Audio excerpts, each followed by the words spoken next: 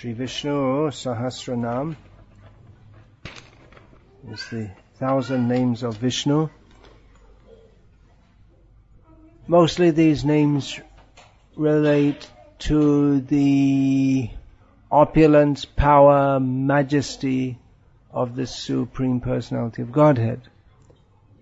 Gauriya Vaishnavas, of whom we, as followers of Chaitanya Mahaprabhu, identify ourselves with, we are certainly mindful of the power, glory, majesty and greatness of the Supreme Personality of Godhead, but we are particularly aiming toward appreciation of the beauty, the sweetness, the love, the mercy, the compassion of the Supreme Personality of Godhead. However, these two aspects are not wholly different from each other. It's not that Krishna is only sweet and not great and not powerful. It's not that Vishnu is only powerful and not sweet. So, Gauriyas, they also recognize the majesty of the Supreme Lord. It's just that they emphasize more on the sweetness. And we find also in Srimad Bhagavatam, which is the topmost shastra for Vaishnavas, particularly Gauriyas, that there is much delineation of the greatness and majesty of Krishna. In fact, his sweetness can be better appreciated by first of all appreciating his greatness. So this is one aspect of the Supreme Lord, which the Vishnu, we can say the overall mood of Vishnu Sahasranam, having been spoken by Bhishma, is one of awe and reverence, no doubt. So, name 178. Mahadridhrt. Duty means luster, effulgence. So he who is greatly bright and shining. So that is one of the qualities of the Supreme Personality of Godhead. He's not, actually he is black. He's both black and bright. Can you imagine? How is that possible?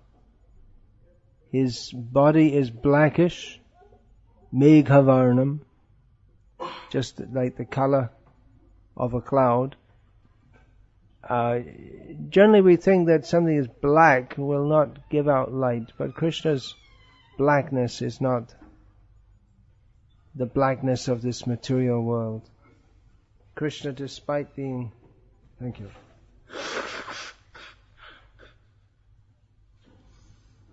black, is also the supremely effulgent and the source of all light. So this name Mahadridhrt, greatly effulgent, is... We need a translator here? Most of them understand English?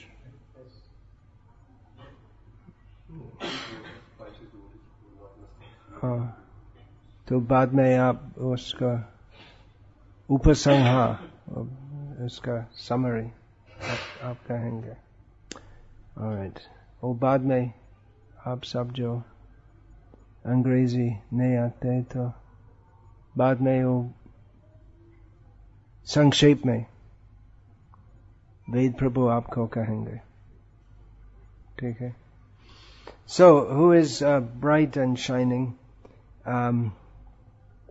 This name is similar to other names which have already been given in Vishnu Sahasranama.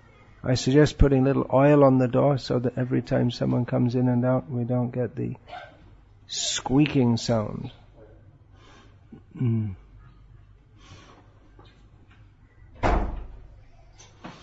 So other names are there. Bhanu, that name has been given already, which means effulgent. Bhanu is the name of the sun. It's also a name of Vishnu, or rather, it is a name of Vishnu which the sun also uses. There's also the sun, S-U-N, is known as Bhanu. So generally we think that's a name for the sun. Actually it's a name for Vishnu. But because the sun also has a little light compared to Vishnu, not very much, very, very small part. In fact, the whole universe, everything within it is just Mama Tejangsha Sambhavam, Krishna says. Everything in this world is produced from just a tiny spark of my splendor.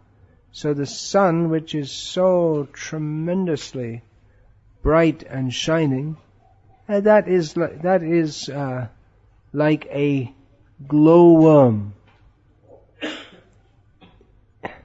Just like a glowworm in comparison to the sun. Do you know the word for glowworm in Hindi? I know the Bengali word. I don't. Jonaki poka. Jono. In Bengali it's Jonaki poka. Jono. Glowworm. So in comparison to the sun, the glowworm is of insignificant brightness. So in comparison to Krishna, the sun is of insignificant brightness. Then how can you see? If you look at the sun, even for a few seconds, then you're blinded. You can't see at all. Then how are you going to see Krishna? What are you going to do?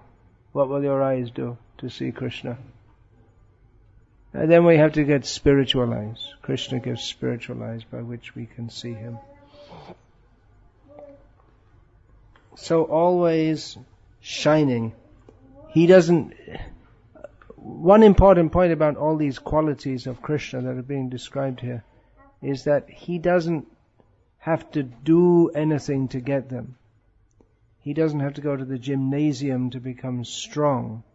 He doesn't have to go to the university to become knowledgeable.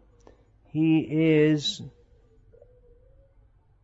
naturally, or if you say natural, that also gives the sense of something inherited from a previous life. But no, inherently, He is inherently endowed with all amazing qualities to the ultimate degree.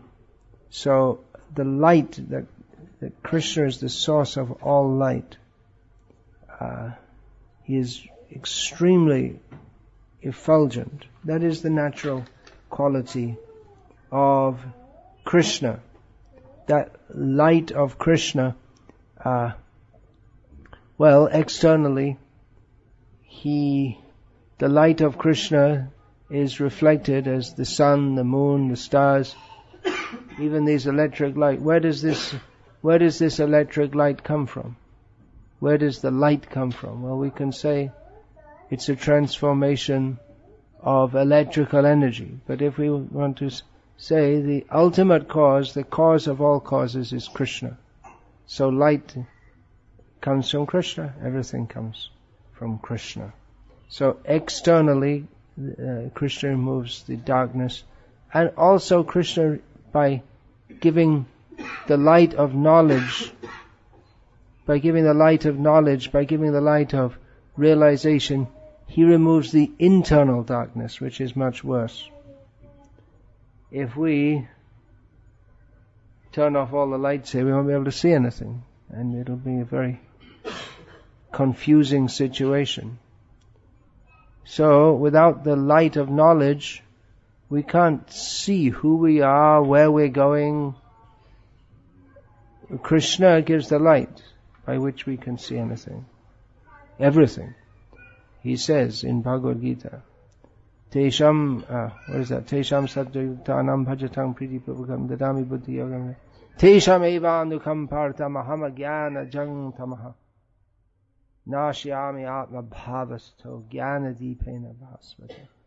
We are out of compassion for his devotees. Krishna says, I, as the light of knowledge, give them the intelligence by which they can come to me. So this effulgence of Krishna is very pleasing to the devotees, and it's very scary to the non-devotees. Just like Hiranyakashipu, he saw the effulgence of Nrsimhadev. He was very afraid, and he went to attack Nrsimha. But although Hiranyakashipu, by his austerities, had gained some effulgence, but he was lost in he couldn't be seen due to the effulgence of Nrsimhadev. He just became absorbed in the effulgence. That's described in Srimad Bhagavatam. Now, we also speak of someone with a shining face. So, one who worships Krishna, by the mercy of Krishna, he also partakes in the effulgence of Krishna. One who is worshipping Krishna, he becomes bright-faced. We say that someone has a black face, you also say. In English, in Indian languages also, we say that Kalamukhi, someone who's black-faced. That means that they're depressed. But a devotee of Krishna is always very bright-faced, effulgent, because he reflects the effulgence of Krishna. The face is the index of the mind. So there are many names of Krishna which are prefixed by Maha, and several of them have been given just here in Vishnu Sahasranama. Mahabala, Mahashakti. There are many. Mahatma.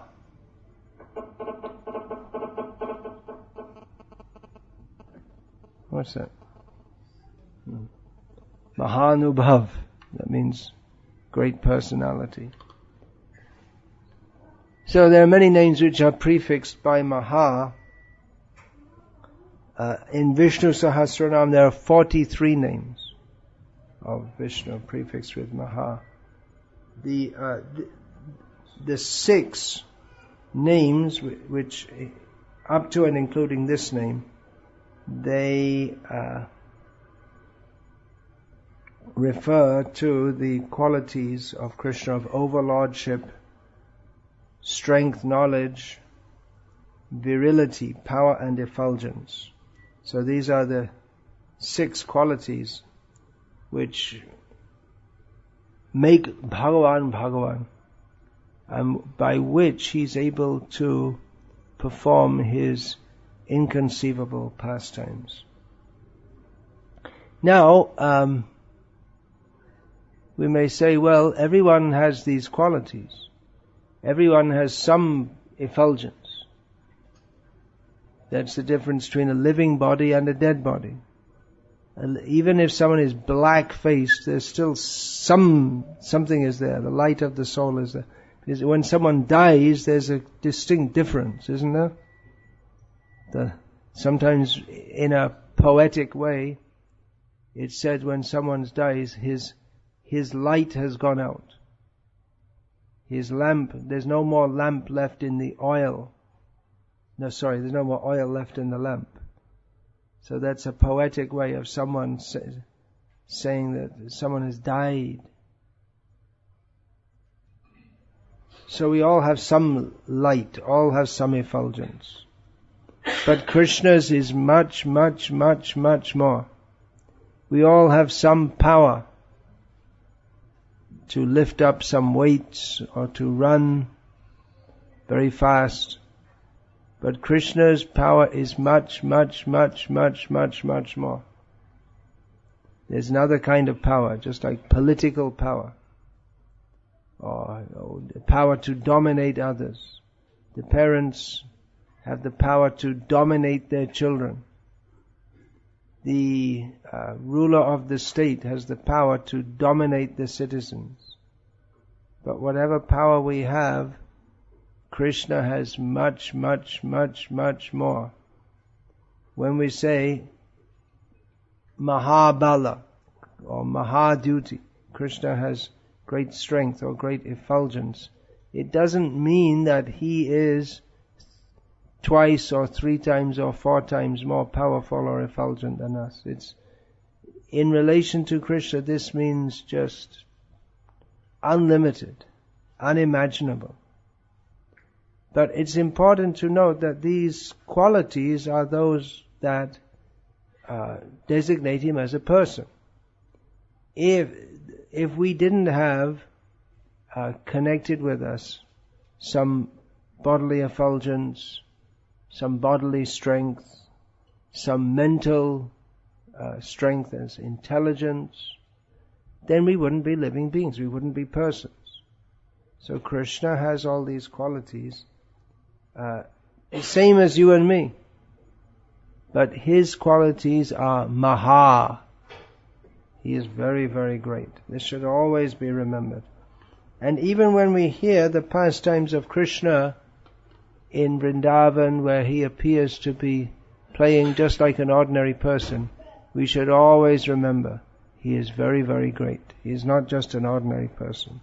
So when we hear of Krishna letting the calves loose so that they run up to their mothers, the cows, and drink all the milk, and we shouldn't think, well, so what? It's just some story. But we should always remember that these are the pastimes of the Supreme Personality of Godhead.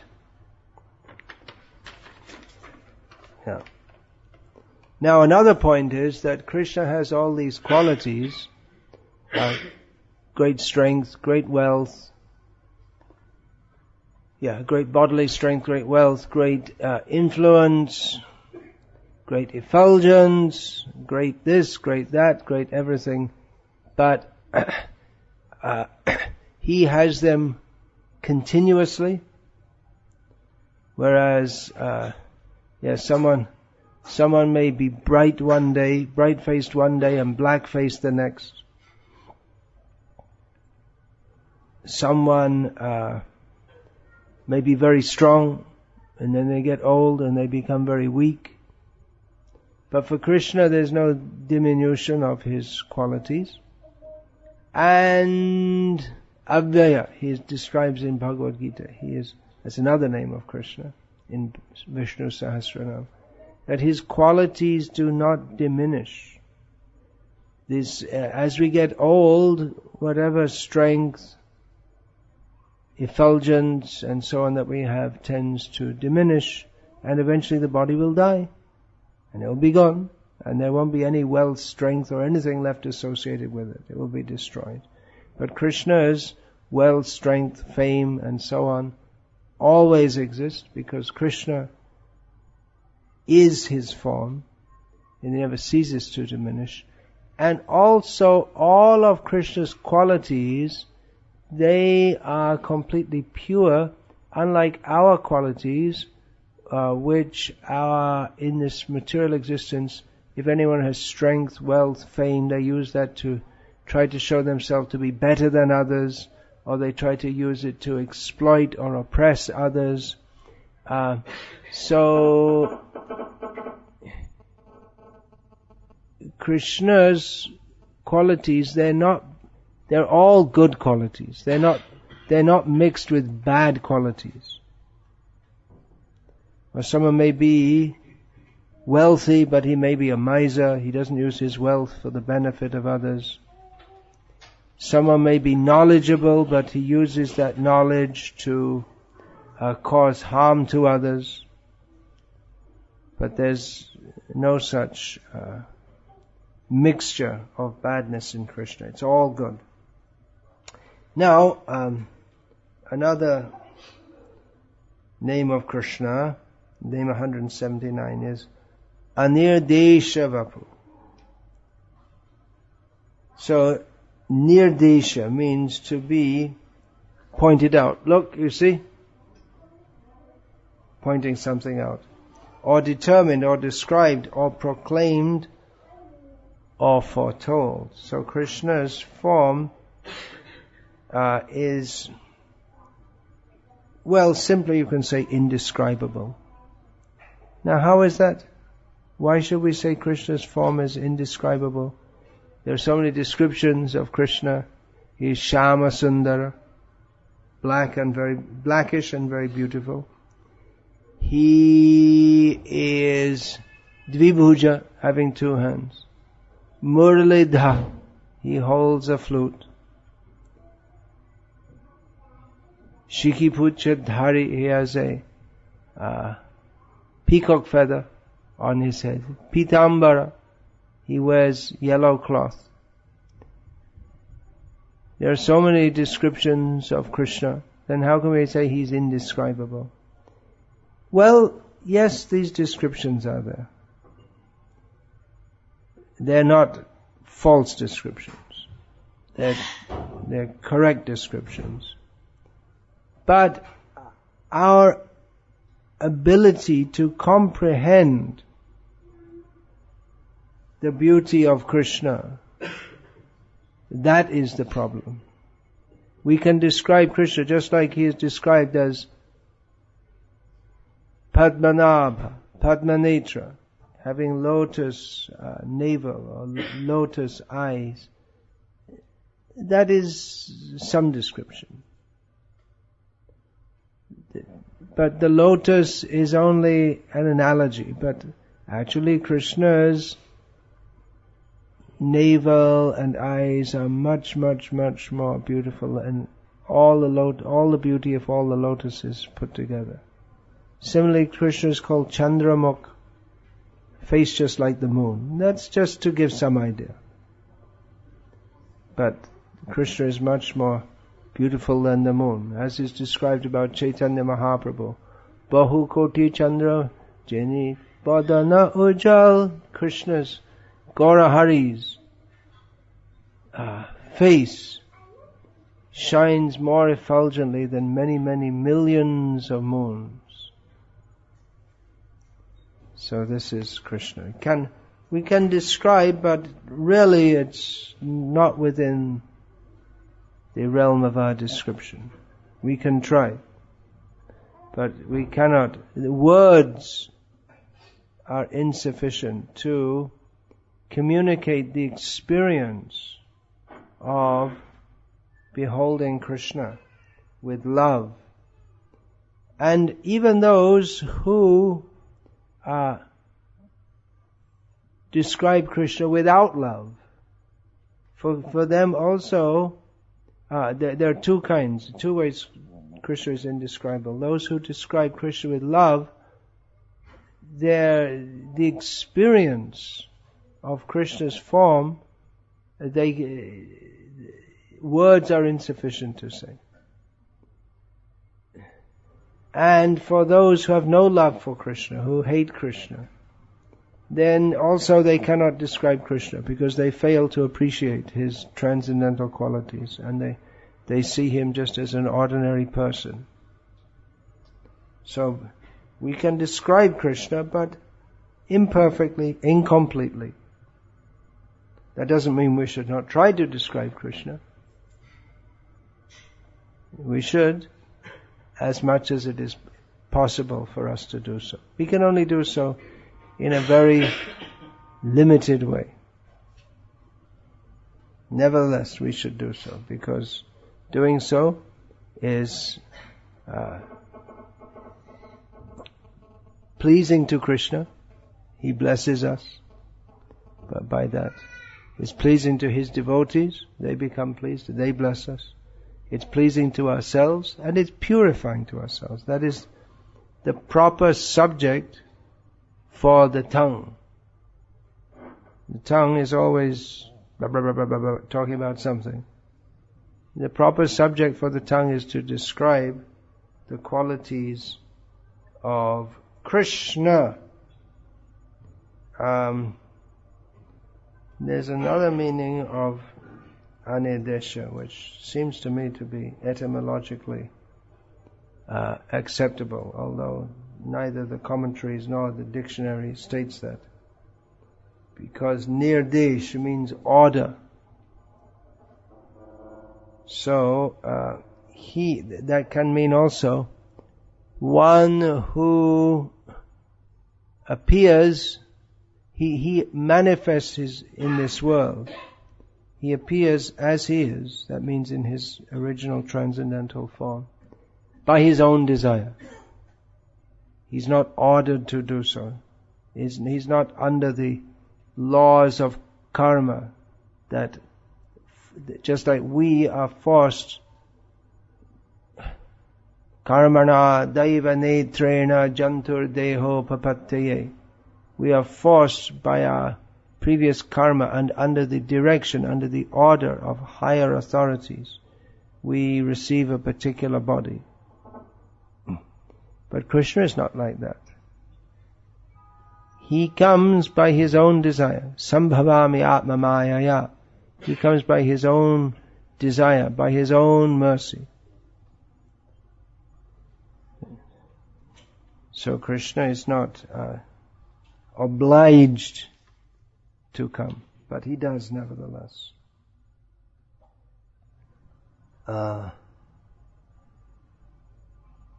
One other meaning is given that another meaning of this name is given that his very form is that who is the sower of the seed for the universe. So that's been described in various ways, that he is the source of all the universes. Just as the bodies of people in this world, they are composed of the Pancha Mahabhut. That means earth, water, fire, air, ether. So Krishna's body, it's not exactly composed or made up, but it is eternally the abode of Ananta Kalyana Guna, unlimited beneficial qualities, of which 6 are prominent.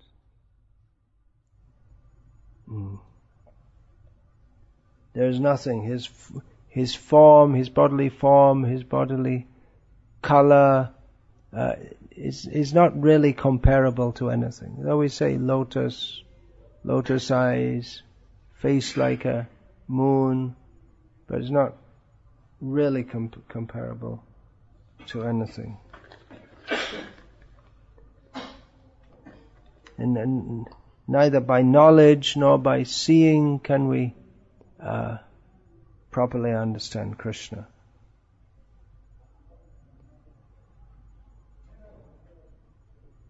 He is the knowledge, or he provides the knowledge by which we can describe everything else, but we cannot describe him properly, just as the eyes can see others, but the eye cannot see itself. Then name 180 is Sriman. This name has already occurred as number 22 and will come again as 222. It means who is possessed of beauty, grace, fortune, wealth, who is beautiful. So, it's just been said that he is indescribable. So that's a fact. But if at all we are to describe, one thing is for sure, he's very beautiful. How beautiful? Indescribably beautiful. Indescribably wealthy. So, that's already been described, but there's much more can be said.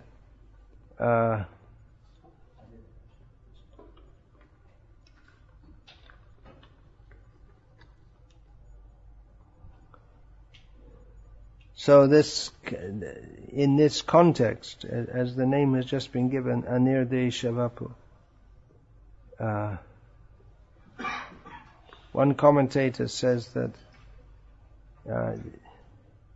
Sriman refers to the ornaments, the beautiful and very valuable. Sri means beauty and wealth. The beauty and valuable ornaments that decorate his body. Of course, his greatest ornament is Sri, which means Lakshmi. So he is decorated with her. He is Srivatsa. Lakshmi always resides on his chest. Shankara says that that this Sri, the beauty, is associated with his 6 great qualities. Also, he has his wealth is beautiful, his knowledge is beautiful, his renunciation is beautiful, his beauty is beautiful. Everything about him is beautiful.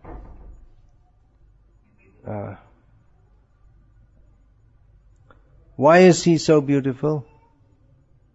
Well, he has Lakshmi on his chest. Why is Krishna so beautiful? Because he's associated with Radha.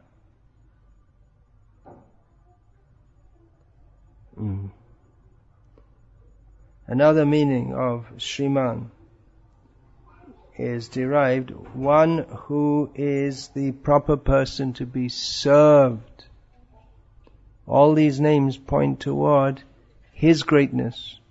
And while considering his greatness, we can also consider our own minuteness, which underlines the need for us all to serve him.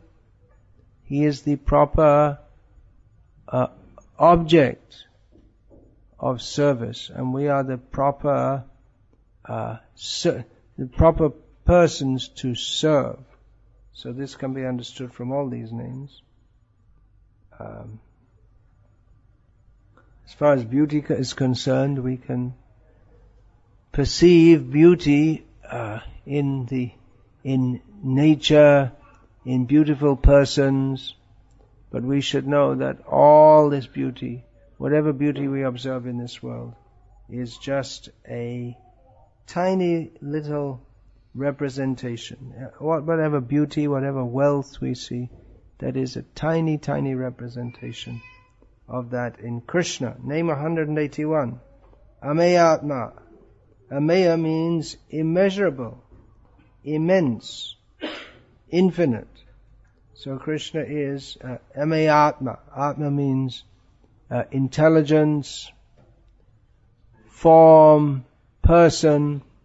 So Krishna is immeasurable. His very person, his intelligence, everything about him is immeasurable. So this name fits very nicely with Anirdesya vapuh, he who is indescribable. One reason why he's indescribable is because he's immeasurable. We can't perfectly describe him. If you want to describe something in detail, you have to say, this person, you want to describe them. How tall is he? Krishna, how tall is he? Well, he covers everything, so you can't measure. How many rulers will you bring? You can't measure. Even if you measure everything, you can't come to the end. So, he's immeasurable, infinite, immense, incomprehensible. If we cannot measure him, that means he's beyond our power to comprehend at all. Then why are we discussing? Well, we can comprehend him as much as by his mercy he blesses us to do so.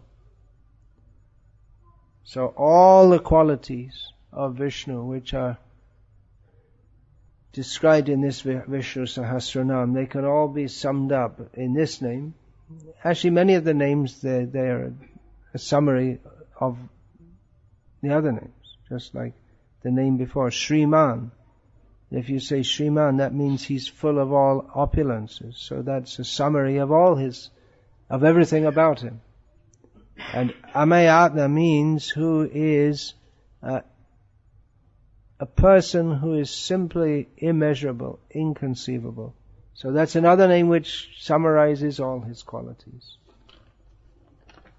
That he is inconceivable doesn't mean that he's not a person. Generally, if we think that something's inconceivable, the impersonalists take this to mean that, well, it's just nothing to say about it.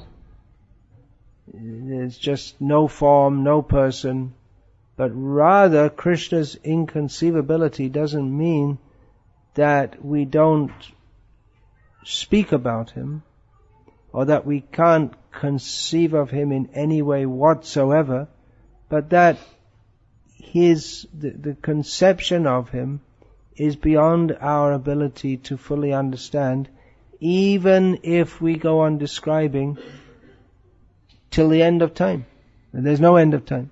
So it'll go on and on and on. So Krishna's inconceivability doesn't stump or stymie the devotee, but rather gives him the impetus, the devotee, to go on and on and on and on describing Krishna, knowing that he'll never come to the end, but being very happy nevertheless to describe Krishna.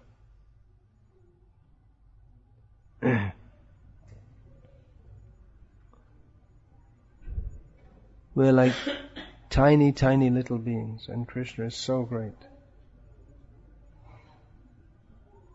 So, the next name 182, is Mahadridhrt, which means the bearer of the great mountain. So, we know two pastimes of the Lord in which he carried great mountains. One is as Kuramadev, when he held up Mandara mountain in the ocean of milk, and another is when he lifted Govardhan. And actually he holds up all the mountains,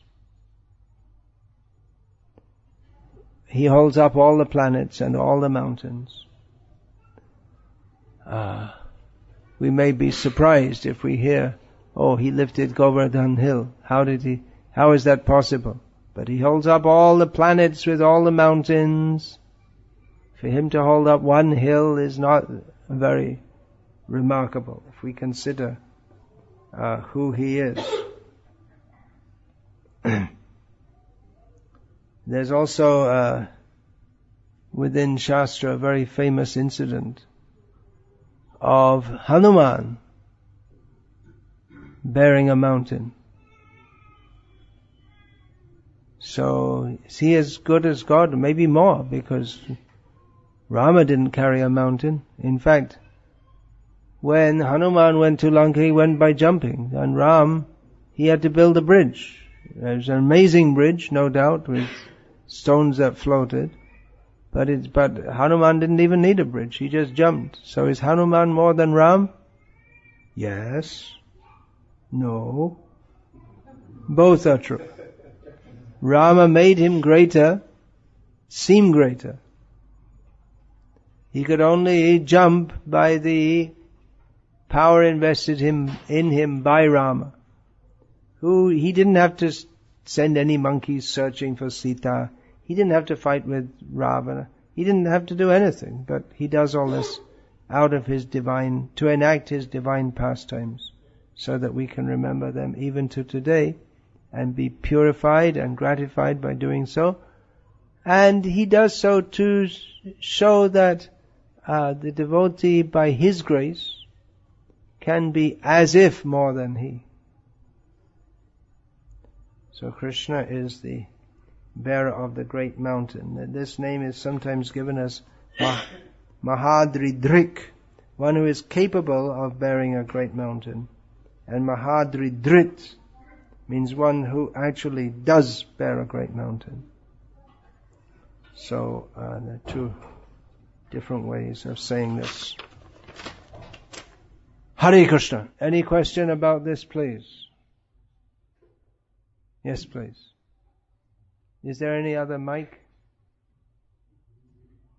for question asking? Extra mic? No. All right. Don't speak to me. Speak to the person furthest away from you.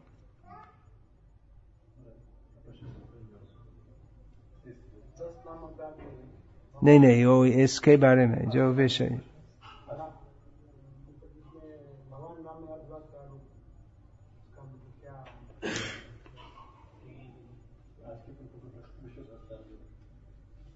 Yeah, any question concerning the subject I just spoke about, and then afterward we can have some other questions. No, all right. Yeah, you have a question. Well, I didn't say that just now, but Bhaktivinoda Thakur has described primary and secondary names. Yes. So, the name of this Sahasranama comes under primary.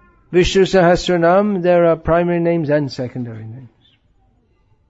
Mixture. Names like Ameyatma, that would come under the secondary names. Names like Madhava comes under the primary names. Okay, so shall we take one or two questions in Hindi?